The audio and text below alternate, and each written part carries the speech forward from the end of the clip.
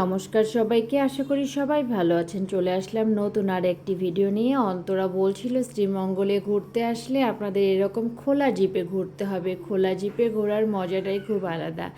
আর ছিল আমাদের family tour. আমরা বাসায় সব বাচ্চাদের নিয়ে ঘুরতে বের হয়ে গেলাম। সকাল সকাল বের হয়ে গেছিলাম। এদিন দিনটা একটু মেঘলা মেঘলাও ছিল, খুব বেশি রোদ ছিল না।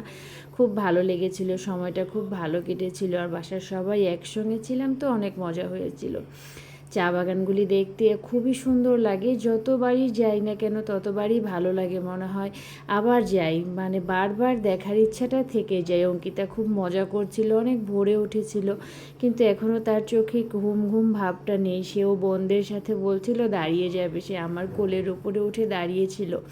আমরা কিছু শুকনা খাবার নিয়েছিলাম, সে চিপস খাচ্ছিল, মজা করছিল।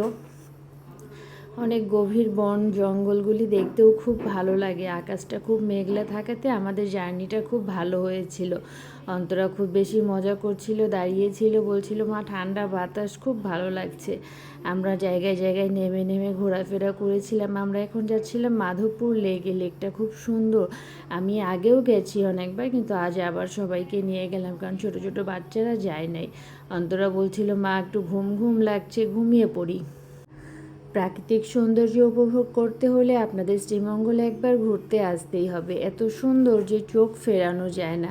আমরা অবশেষে চলে আসলাম মাধবপুর লেকে। খুব বেশি সময় লাগে নাই, 15-20 মিনিট লেগেছে শ্রীমঙ্গল থেকে আসতে। এখানে এসে দেখি অনেক ভিড়।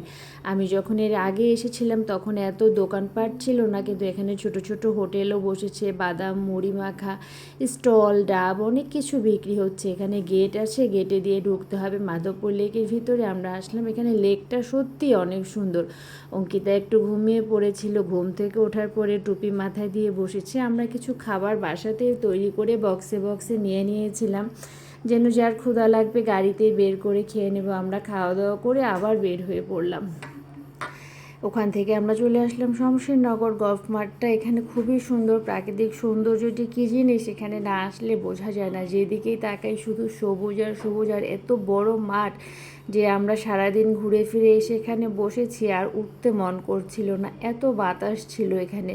প্রায় সন্ধ্যার সময় হয়ে গেছিল। অন্তরা অঙ্কিতা দুজন এখানে ছোটাছুটি করছিল, খালি পায়ে ঘাসে হাঁটছিল, খুব মজা করছিল। খুব ভালো একটা সময় কেটেছিল। অবশেষে আমাদের এখন ঘরে ফেরার বেলা, সন্ধ্যা হয়ে যাচ্ছে। সব মহিলারাও কাজ করে করে ঘাস নিয়ে নিয়ে বাসায় আসছে। আমরাও চলে আসতেছি। আমাদের ভিডিওটি ভালো লাগলে লাইক কমেন্ট শেয়ার করে পাশে থাকবেন।